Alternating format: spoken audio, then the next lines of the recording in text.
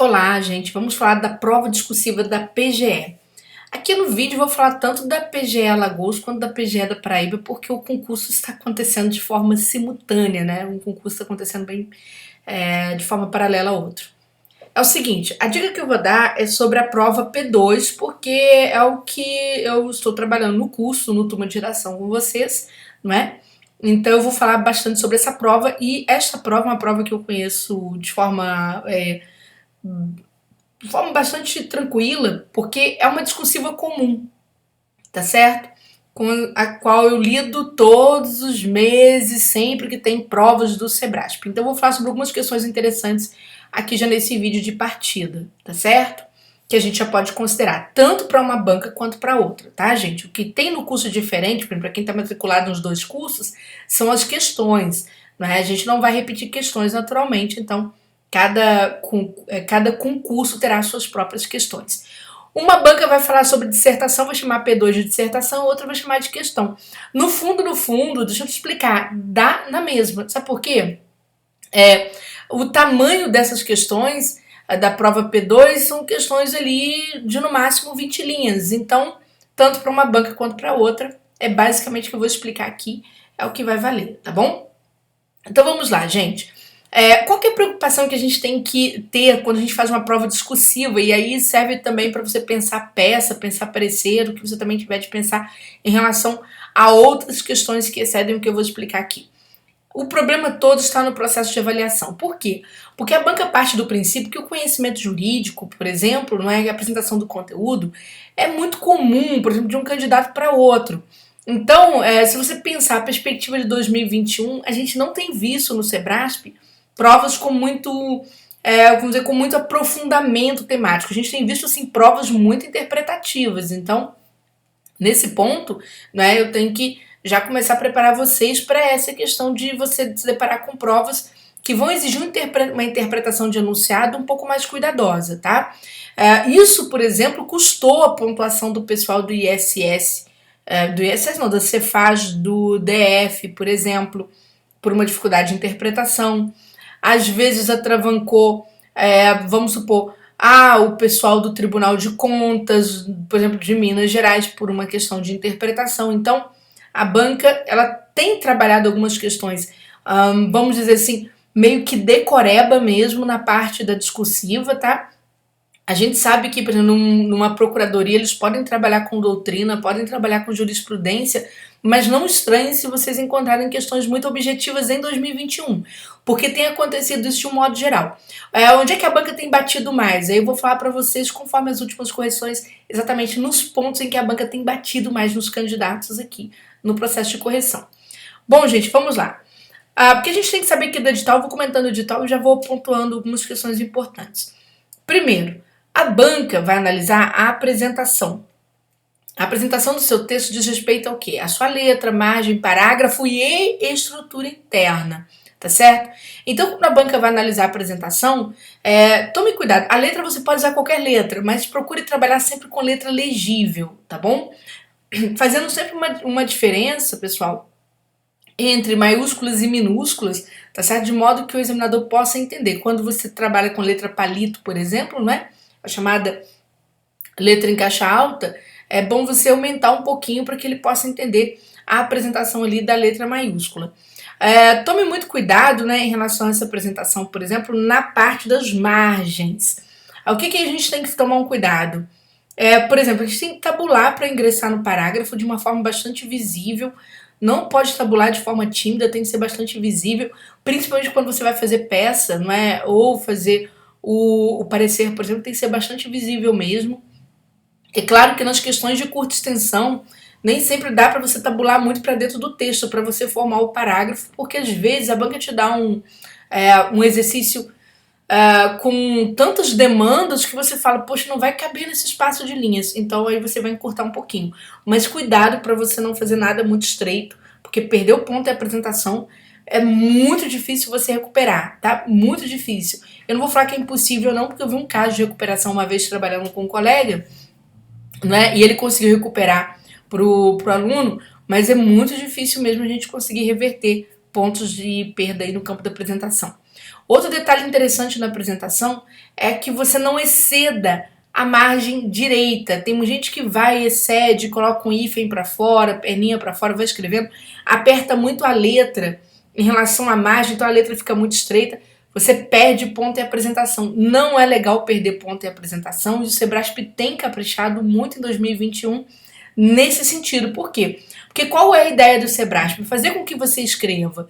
Então o Sebrasp vai trazer para você um tema bastante palatável, a tendência é essa, e o que ele vai fazer? Ele vai caprichar na chamada correção periférica, ou seja, a correção daqueles itens que a gente automaticamente considera, né, itens de menor valor, tá bom? Então, cuidado com essa parte, não exceda muito essa margem para você não passar aperto e perder nota em apresentação. Outro detalhe interessante, né, na hora que você for escrever, tá chegando pertinho do final da linha, não fique espremendo para caber, porque não vai dar certo, tá bom? Simplesmente não vai dar certo, a banca vai tirar ponto, tá? Daqui a pouco eu mostro exemplos, assim, de que é importante a apresentação para a gente não perder. A parte de estrutura, gente, textual, lembrar também de que você precisa trabalhar com um parágrafo para cada demanda, né? Contando aí que eu vou encontrar temas que a banca vai me apresentar em forma de itens, tá bom? Então, um parágrafo para cada. Em 2021, eu não recomendo fragmentar o parágrafo por nada desse mundo, tá? Já tem uns 2 anos que eu venho fazendo essa recomendação com base em correções anteriores e a observação de que o examinador andou tirando pontos de quem fragmenta a resposta. Por exemplo, como assim, Júnior? O cara me pede um instituto jurídico X, me pede requisitos, me pede prazos, responda tudo num parágrafo só se ele pediu no item só, tá bom? Você só pode mudar de parágrafo se a banca mudar de item, tá certo? Bom, a banca também vai analisar e será bastante exigente, pessoal, com a coerência e com a coesão do texto. De que modo, profa? Vem aqui comigo. Quando você está trabalhando determinado assunto, você vai ter que desdobrar esse assunto. Por exemplo, se houver um estudo de caso, você vai ter que trabalhar a teoria e aplicar o caso. Muita gente não faz isso. As pessoas trabalham a teoria e não aplicam o caso. Por exemplo, tem banca que zera a resposta, o Sebrasp te dá metade da nota. Então, toma cuidado, metade da nota daquele item. Tomar cuidado, que isso é um aspecto de coerência. Outro aspecto de coerência é o desdobramento, é o explicar melhor, não é? Você trabalhou um elemento terminológico aqui, bastante terminológico, tem que encontrar um espaço ali para explicar melhor, tá certo? E a coesão? A coesão, naturalmente, no curso é mais fácil, porque aqui é complicado explicar logo no início, né, na largada, aspectos de coesão. Mas a banca, ela cobra mesmo primazia da coerência e da coesão. De que modo? Por exemplo, vamos supor que um item seu valha 3 pontos, tá certo? O que a banca faz? Ela divide essa nota aqui por 6. Então, ela pode tirar meio ponto por má redação, se você não souber fazer a coesão direito, se você não tiver uma boa progressividade textual, ela pode fazer isso. Por que ela vai fazer isso? Ora, exatamente chamada nota de redação. Então, é muito comum um aluno ter acertado o conteúdo todo, mas a banca ainda assim não ter atribuído toda a pontuação para ele. Por quê? Porque ela considera que ele fez um trabalho aquém na parte de redação. Ele não caprichou tanto na forma de escrever, tá? Então, o que o curso vai passar para vocês? Exatamente os aspectos relacionados à forma de escrever, para eu tentar atender a banca de uma forma bastante pontual, para evitar aquela perda de um sexto, principalmente. Ou seja, eu entro com o meu conhecimento e me resguardo de perder um sexto da nota por item temático porque eu escrevi mal. Ou porque eu escrevi de uma forma que eu não consigo cumprir, tá certo? Os conteúdos que a banca apresentou. Mas daqui a pouco eu vou mostrando, tá? A gente vai vendo essas questões. Domínio da modalidade de escrita, ou seja, o domínio, né, de uma escrita dentro de regras de língua portuguesa. Cuidado que em 2021 o examinador está de uma forma, gente, tão exigente com relação a essa parte do domínio da modalidade de escrita, assim, que a gente nunca viu antes. Esse mesmo vigor do Sebrasp em concursos pretéritos, a banca preocupada com gramática. Só para vocês terem noção, antigamente, né, a banca trabalhava com multiplicador 2 para cada erro gramatical, tá certo? Ela contava lá, usava muito esse multiplicador 2 na prova. Então, geralmente, os erros de português eram ridículos. A banca contava ali em torno de 0,06 ponto. Hoje, em 2021, que a banca faz? Ela joga para 0,13, porque ela dobra esse multiplicador para 4, às vezes para 6. Então tem que tomar muito cuidado. E um detalhe interessante que a gente notou nas últimas correções que o Sebrasp fez foi um rigor maior na cobrança gramatical. Só para vocês terem noção, eu tive uma ex-aluna que ela tirou total na prova da PRF, na parte macro, parte dos conteúdos. Total. Quando chegou na parte gramatical, ela era muito boa em gramática, tanto que ela só cometeu 2 erros gramaticais. Um erro gramatical que o examinador tirou ponto dela, gente, eles tiraram ponto por causa de eco. O que é eco? Quando o aluno escreve assim, né, aplicação da sanção, com aplicação da sanção. Então houve essa rima, o examinador foi lá e tirou ponto dela. Mas por que tirou? Porque ela era um dos primeiros lugares. Então o que ele fez? Ele observou quem tirou total na discursiva ali, o cara lá bateu 20 pontos naquela questão, ele aumenta o rigor para o desempate em relação a outras pessoas que têm um desempenho parecido. Então essa está sendo a jogada do Sebrasp. Eu faço você escrever, eu te entrego um assunto fácil, te faço escrever, mas vou te punir duramente na gramática. Não foi à toa, gente, que a gente percebeu nas últimas correções do Sebrasp pessoas perdendo 2 pontos em gramática. O examinador marcando 18 erros, 20 erros, coisas que a gente não via antes. Era comum o examinador parar ali em torno de 5 erros gramaticais quando o cara cometia muitos erros, né? Mas, em geral, não. Agora está muito rígido.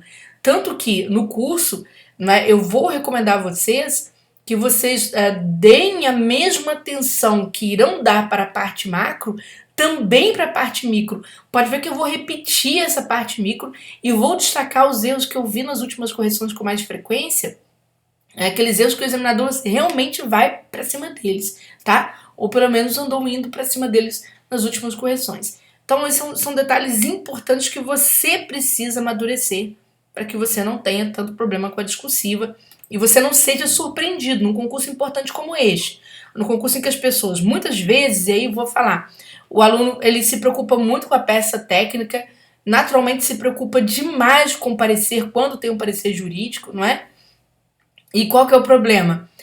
Ele se arrebenta nas questões de menor extensão, tá? Então o curso é feito para atender as questões de menor extensão.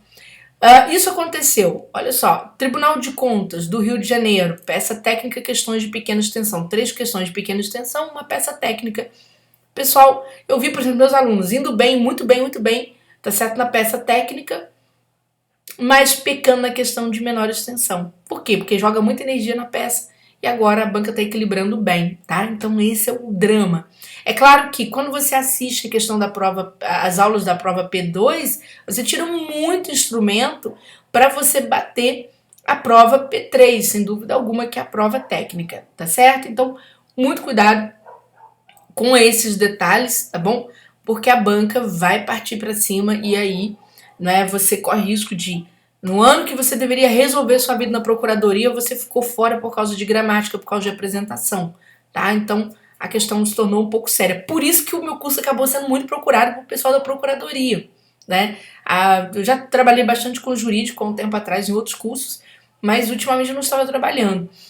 E aí o Graham até me chamou para dar uma aula e tal, para poder esclarecer algumas questões que estavam acontecendo nas provas do Sebrasp.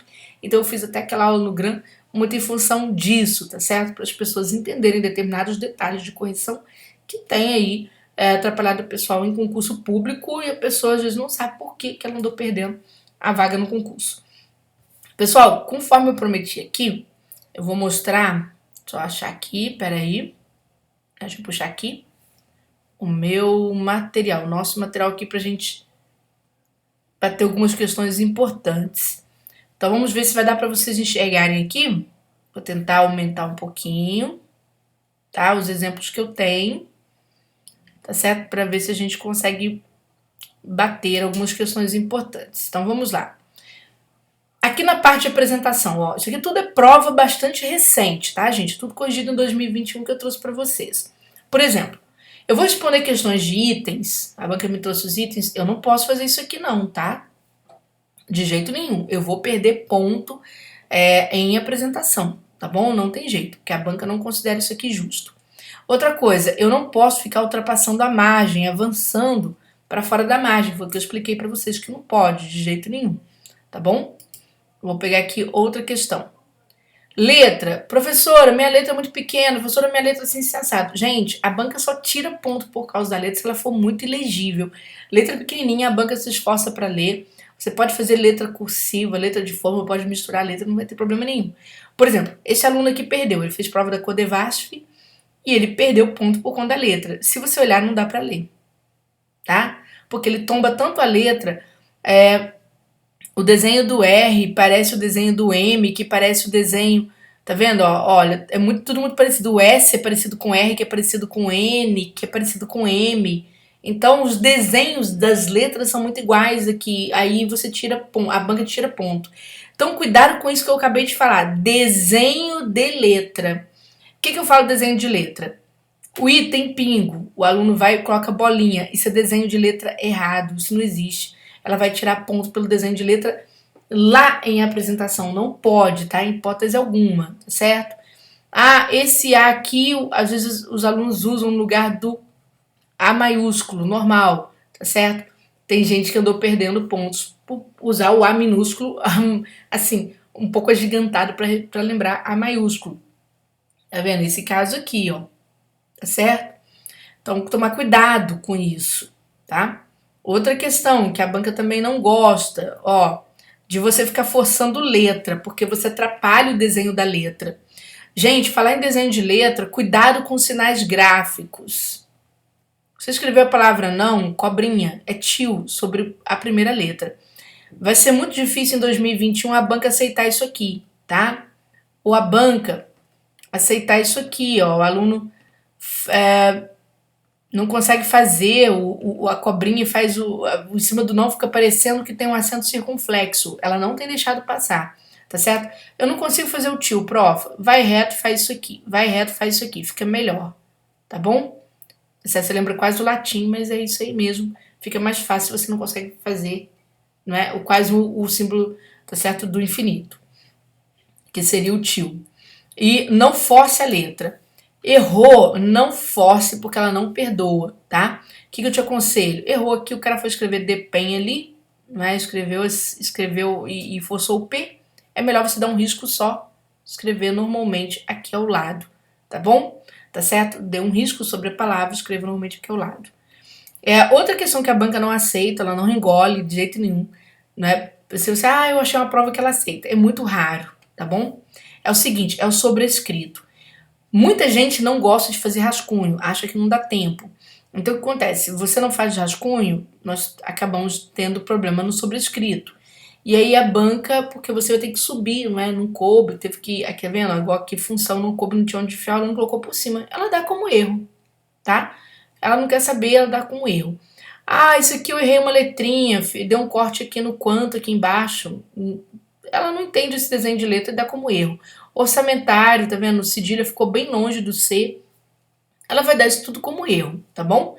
Então não te aconselho você fazer isso, tá? Você sempre tente trabalhar com o correto. Vamos lá. Eu vou mostrar aqui uma outra situação. Por exemplo, este aluno aqui foi um aluno, né, que tinha tirado total e macro. E ele estava muito chateado porque a banca marcou vários erros na prova dele. Inclusive, a banca tem marcado com repetição. E ele falou assim, Júlia, não tem erro na linha tal, tal, tal. Aí eu fui, como eu já tinha visto em outras provas, né? Eu falei, olha só, aqui está o seu tio. Ressocialização. Tá vendo aqui? Joia. Um pouco mais para frente, deixa eu ver se eu localizo, onde foi que eu cortei exatamente no local certo. Importância, tá aqui. Se você olhar, a diferença entre eles é quase nenhuma. A banca não vai fazer esforço, ela não quer. Não é porque o examinador não sabe que isso aqui é um tio. Ele sabe, mas o desenho de letra não agrada, então ele tira ponto, tá bom? Então, cuidado com isso, porque se você pensar bem, gente, tem gente pedindo recurso, às vezes no Sebrasp para 0,13 ponto.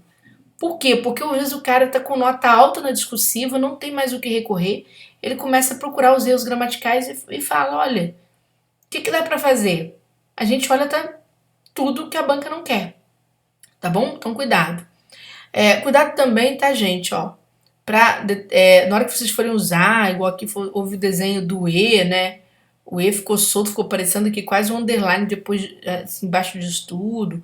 Então tem que tomar muito cuidado agora com o desenho de letra. Então é treinar a manuscrita mesmo, tá, pessoal? É treinar a manuscrita mesmo, tá certo?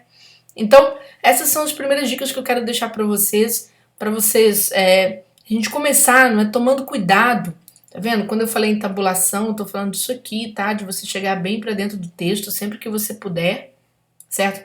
Não deu, então deixa um pouquinho mais estreito, mas não deixa muito. Cuidado para você não deixar a caneta descansar do nada. Teve um aluno do TCE que deixou a caneta aqui, fez um pontinho no meio, a banca, pá, erro de estrutura. Ela foi lá e tirou ponto em apresentação, tá bom? Então são as dicas para a gente começar a trabalhar de uma forma que a gente possa não errar o óbvio, tá bom? Não errar o óbvio, tá? Então assim a gente vai seguir aqui no curso, já no Turma de Redação, falando sobre a estrutura, como desenvolver essas questões curtas, com eficiência, com objetividade, sem perder conteúdo. É uma matemática um pouquinho difícil, mas você se acostuma na hora que você for treinar, tá bom? Então é isso, vamos seguindo.